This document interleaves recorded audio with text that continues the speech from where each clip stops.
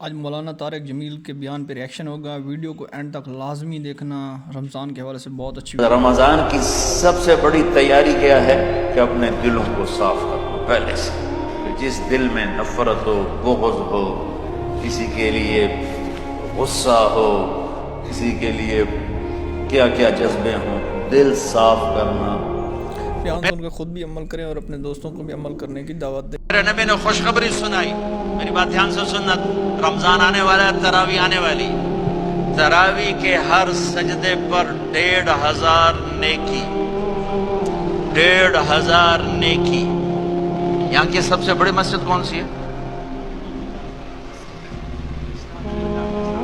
جامع اسلامی حسنہ کی مسجد والے 1500 نیکی آپ کو سمجھ میں نہیں آئے گی۔ ایک چھوٹا سا اشتہار لگا دیں، جو ہماری مسجد میں تراویح پڑھے گا اس کو $15 ملیں گے، ہر سجدے پہ $15۔ اگلے دن تسی دادیاں نہیں چاہ کے لے جاؤ، دادیاں تے تھوڑی لڑائی شروع ہو جاؤ، اما تو میرے نال ٹر، دادی تو میرے نال ٹر۔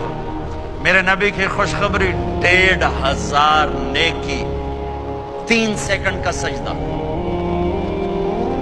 ہر سجدے پر جنت میں سرخ یاقوت کا ایک محل جس کے 60,000 سونے چاندی کے دروازے۔ تسی ایک گھر لے کے ساری زندگی قرضے لائی رکھ دے ہو نہیں؟ ایک سجدے پر، ایک سجدے پر، ایک سجدے پر جنت میں اتنا بڑا گھر کہ 60,000 سونے چاندی کے دروازے، ہر سجدے پر جنت میں ایک درخت سونے چاندی کا جس کا نیچے 100 سال گھوڑا دوڑ سکے، ایک روزہ، ایک روزہ۔ رمضان کا کبھی سوچا رمضان کا مطلب کیا ہے؟ رمضان کو رمضان کیوں کہتے ہیں؟ اللہ نے 11 مہینوں کے نام عربوں سے رکھوائے اور روزے کے مہینے کا نام خود رکھا قرآن میں، شہر رمضان الذی انزل فیہ القرآن۔ محرم، صفر، ربیع الاول، ربیع الثانی، جمادی الاولی، جمادی الثانی، رجب، شعبان، شوال، ذوالقعدہ، ذوالحج، یہ عربوں نے نام رکھا، اور رمضان پہلے سے رکھا جا چکا تھا، عربوں سے رکھوایا۔ رمضان کے لفظ اور روزے میں کیا جوڑ ہے؟ رمضان کہتے ہیں جل جانا، جل جانا، جل جانا۔ تو اس کو روزے کے ساتھ کیا مناسبت ہے کہ جب کوئی مرد عورت روزہ رکھتا ہے یا رکھتی ہے تو پچھلے 330 دن کے گناہ، آج روزہ رکھا، پٹی تیار ہو گئی، گناہ ڈال کے جلاؤ، دوسرے دن اور گناہ جلاؤ، تیسرے دن اور گناہ، چوتھے دن اور، 30ویں دن سارے گناہوں کو اللہ تعالیٰ جلا کے، راکھ کر کے، ایمان والے مرد عورت کو پاک کر کے، صاف کر کے، آخری رات کہتا ہے جاؤ بخشے بخشائے چلے جاؤ، جاؤ بخشے بخشائے چلے جاؤ۔ تو میرا نبی تو 2 کھجور پہ روزہ رکھتے تھے۔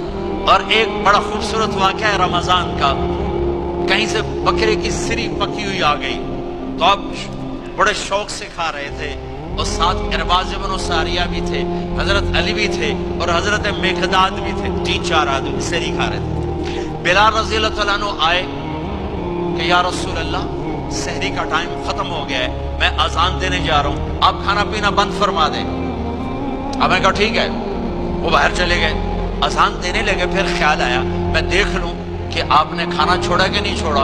واپس آئے تو آپ کھا رہے تھے، کہا یا رسول اللہ واللہ لقد اصبحت، اللہ کی قسم صبح ہو گئی۔ آپ نے ہاتھ پیچھے کر لیا، کہا ارے بلال، نہیں ہوئی تھی، نہیں ہوئی تھی، تیرے قسم کھانے پر اللہ نے پہلے نکال دیا اس کو کہ تیری قسم جھوٹی نہ پڑے۔ حضرت علی نے فرمایا اگر بلال قسم نہ اٹھاتے تو جب تک میرے نبی کھاتے رہتے، اللہ صبح کو پیچھے ہٹاتے جاتے۔